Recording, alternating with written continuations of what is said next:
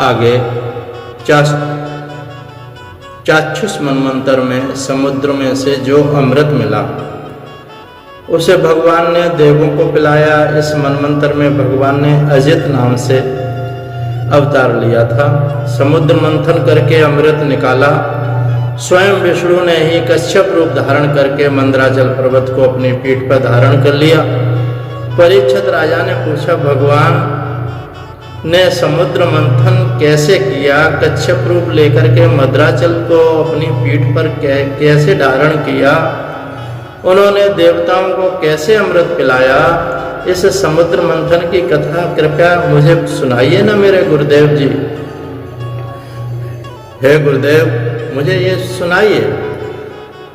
सुखदेव जी वर्णन करते हैं, राजन, एक बार इंद्र इधर उधर घूम रहे थे कि मार्ग में ऋषि दुर्वासा उनको मिल गए। दुर्वासा जी ने इंद्र को पुष्पमाला अर्पित की।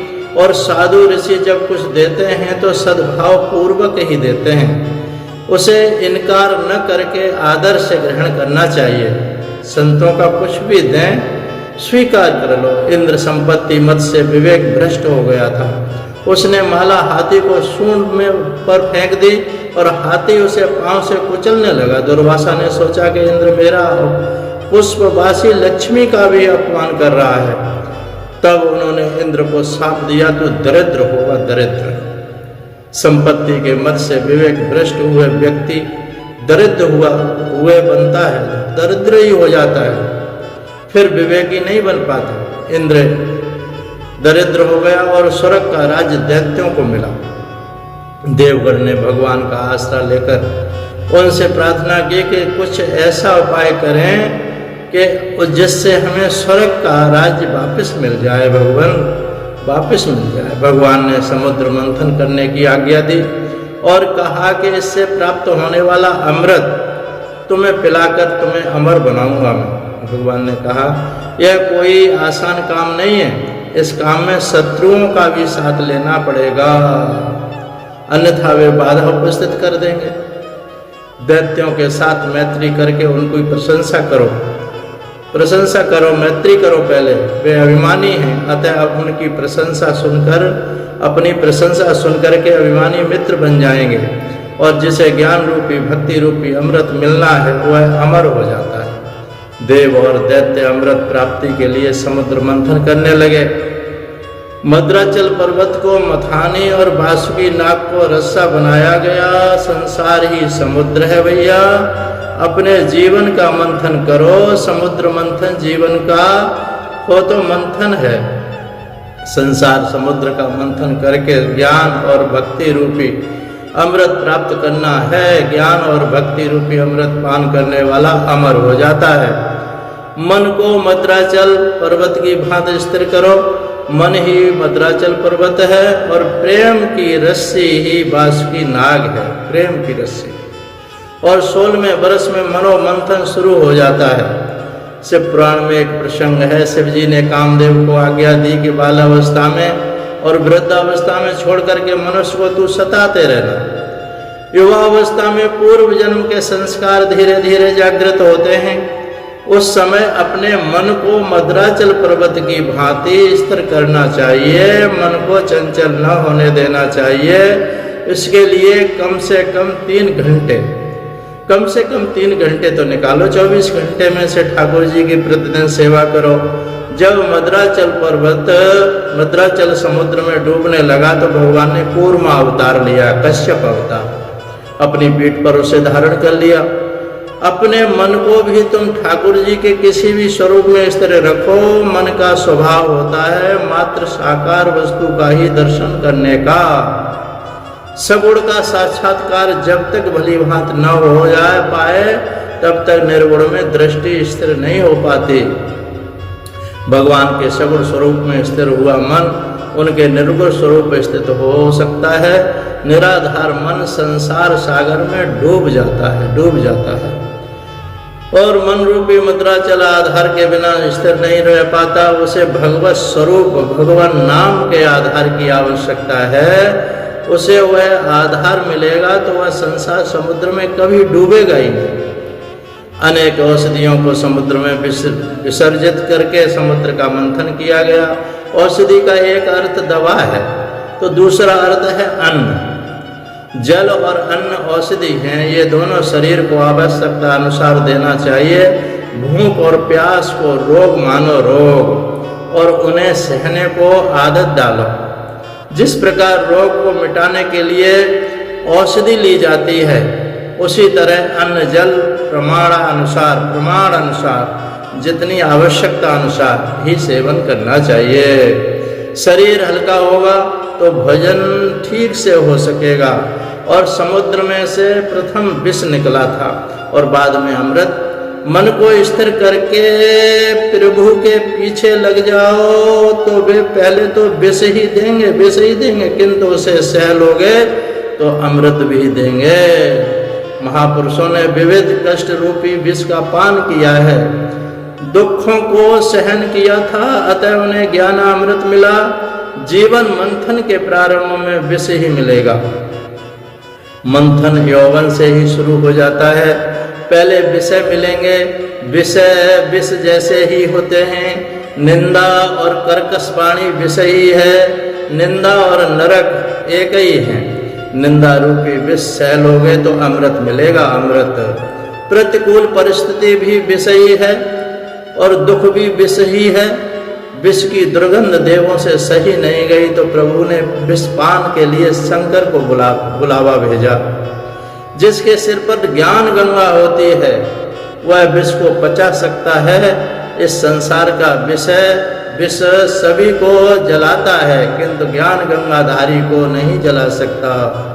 इसलिए शंकर भगवान का आह्वान किया और शंकर भगवान आए। शंकर तेरी जटा में बहती है गंगाधारा, शंकर तेरी जटा में काली घटा के अंदर जिमदामिनी उजारा, काली घटा के अंदर जिमदामिनी उजारा, शंकर तेरी जटा में बहती है गंगाधारा, भोले तेरी जटा में बहती है गंगाधारा। गलमुंड माल राजे, हाँ गलमुंड माल राजे, शश भाल पर विराजे। गलमुंड माल राजे, शश भाल पर विराजे, और डमरू निनाद बाजे, हाँ डमरू निनाद बाजे। कर में त्रिशूल भारा, शंकर तेरी जटा में बहती है गंगाधारा, भोले तेरी जटा में। हाँ काली घटा के अंदर जिमदामिनी उजारा, काली घटा के अंदर जिमदामिनी उजारा, शंकर तेरी जटा में। और क्या, द्रग तीन तेज राशि, द्रग तीन तेज राशि, कटबंध नाग फांसी। द्रग तीन तेज राशि, कटबंध नाग फांसी। गिरजा है संगदासी, मैया है संगदासी, सब विश्व के आधारा। भोले तेरी जटा में बहती है गंगाधारा, शंकर तेरी जटा में बहती है गंगाधारा। काली घटा के अंदर जिमदामिनी उजारा, काली घटा के अंदर। और मृग चर्म बसन धारी, मृग चर्म बसन धारी, ग्रस रास राज की सवारी। मृग चर्म बसन धारी, वृषराज पर सवारी, निज भक्त दुख हारी, निज भक्त दुख हारी। कैलाश पर बिहारा, निज भक्त दुख हारी, कैलाश पर बिहारा। बोले तेरी जटा में बहती है गंगधारा, भोले तेरी जटा में बहती है गंगधारा। अरे काली घटा के अंदर जिम दामिनी उजारा, काली घटा के अंदर जिम दामिनी उजारा। भोले तेरी जटा में शिव नाम जो उचारे, शिव शिव शिव नाम जो उचारे, सब पाप दोष टारे। शिव नाम जो उचारे, सब पाप दोष टारे। ब्रह्मानंद ना विसारे, ब्रह्मानंद ना विसारे। भव सिंधु पार तारा, भोले तेरी जटा में बहती है गंगधारा। शंकर तेरी जटा में बहती है भगवान की भांति ज्ञान गंगा सिर पर धारण करोगे तो विश्व सहने की शक्ति मिल जाएगी। शिव जी की पूजा करने से पूजा करने वाले के अंदर भी शक्ति आ जाती है। शिव जी कृपा करते हैं, अतः विश्व सहने की शक्ति मिलती है।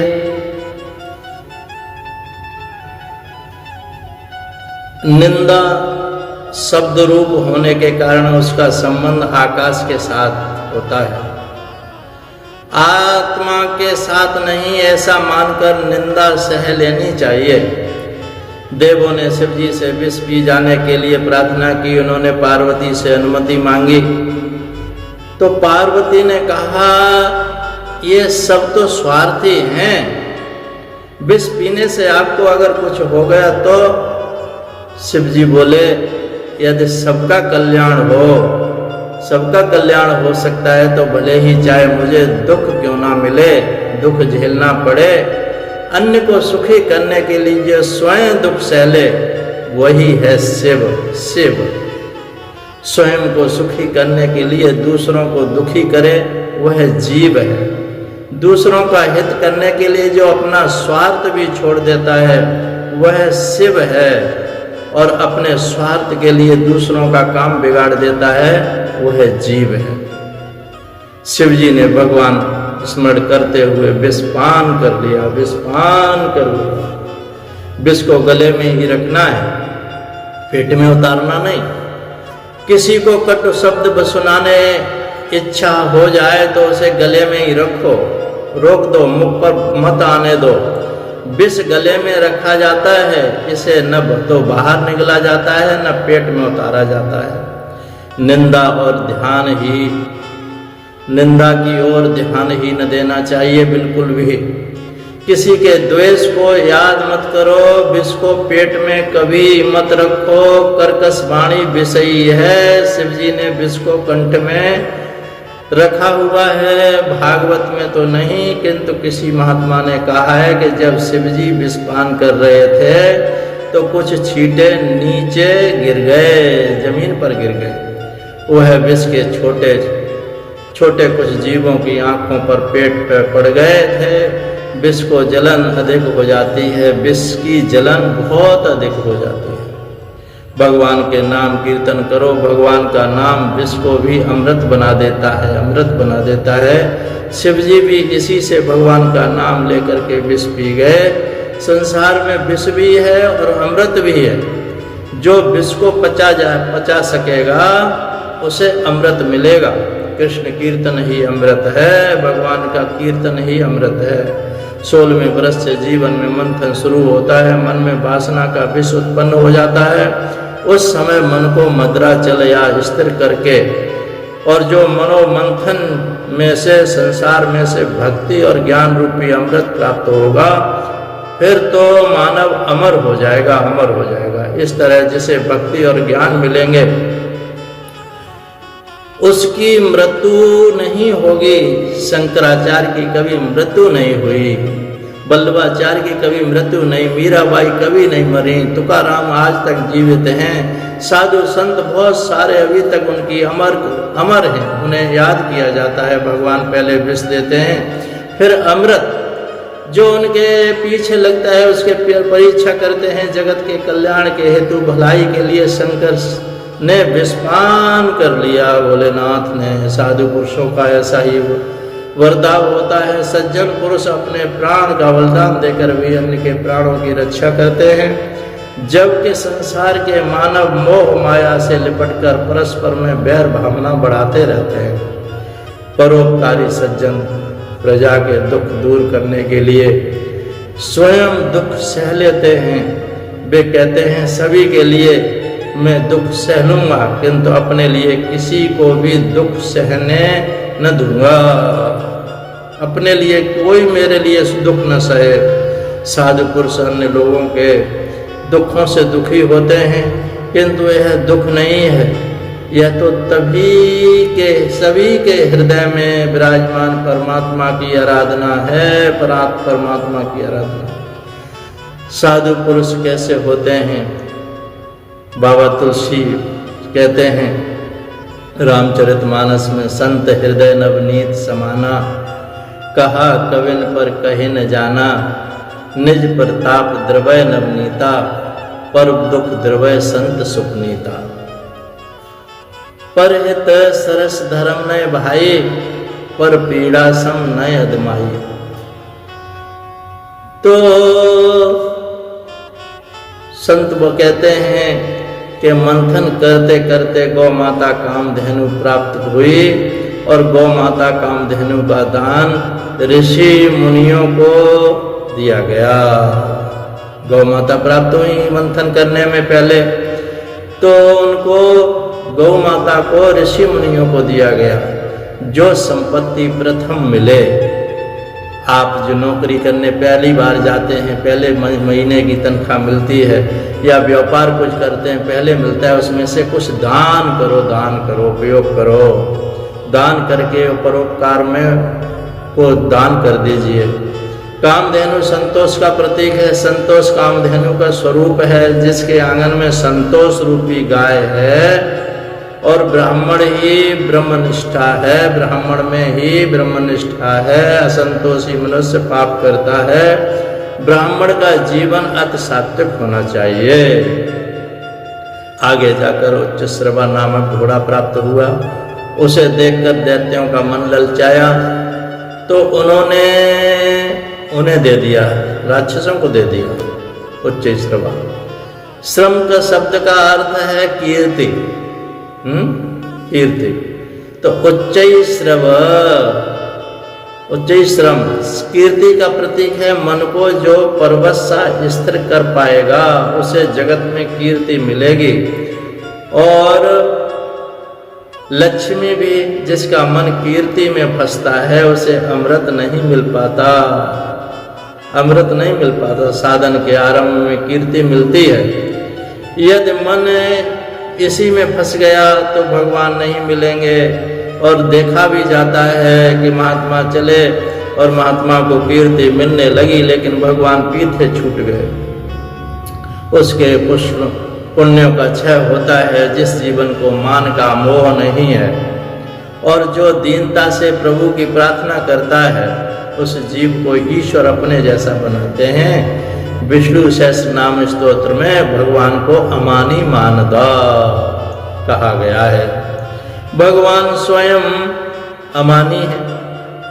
भगवान को मान नहीं चाहिए, किंतु जीवों को मान देते हैं। अपने जन के कारण अपने जनों को, भक्तों को खूब मान दिलाते हैं। जिसका मन उच्च श्रवार्थ कीर्ति के मोह में फंस जाता है, उसे अमृत नहीं मिल पाता, अमृत नहीं मिल पाता। दैत्यों ने उच्च श्रवा को ले लिया, अतः उन्हें अमृत नहीं मिला। बिना कसौटी के परमात्मा कृपा नहीं करते। जो कीर्ति प्रसिद्धि में फंसता है उसे अमृत नहीं मिलता। आगे चल कर के समुद्र मंथन से जब ऐरावत हाथी निकला तो दैत्य घोड़ा ले लेने के कारण कुछ न बोले और पछताने लगे, अरे हमें हाथी मिल जाता। लेकिन अब देवताओं का नंबर था। हाथी सूक्ष्म दृष्टि प्रतीक होता है, सूक्ष्म दृष्टि, छोटे छोटे नैन होते हैं। हाथी की आंखें छोटी सी होती हैं। देवों को यह हाथी दिया गया। स्थूल दृष्टि देह दृष्टि होती है। स्थूल दृष्टि जो होती है देह दृष्टि होती है और सूक्ष्म दृष्टि आत्म दृष्टि होती है। सूक्ष्म दृष्टि वाले को अमृत मिलता है। जिसकी सूक्ष्म दृष्टि हो जाती है उसी को अमृत प्राप्त होता है। सूक्ष्म दृष्टि वाले को कामदेव सता नहीं सकता। आगे चल करके समुद्र मंथन से अप्सरा प्राप्त हुई। दैत्यों से देवों ने कहा कि इसके बाद जो कुछ निकलेगा उसे हम ले लेंगे। देवों ने कहा कि उसे हम ले लेंगे और दैत्यों ने कहा अच्छा ना, नहीं नहीं नहीं, जो अब तो इसके बाद हम लेंगे वो बाद में। तो अप्सरा और देवों को मिले, देवों ने ले ली अप्सरा। सदगुरुदेव अच्छा, तो इससे आगे की चर्चा फिर सुनेंगे हैं। और सदगुरुदेव भगवान की जय और जय जय श्री कृष्ण, जय जय श्री राधे। सोहम सोहम सोहम।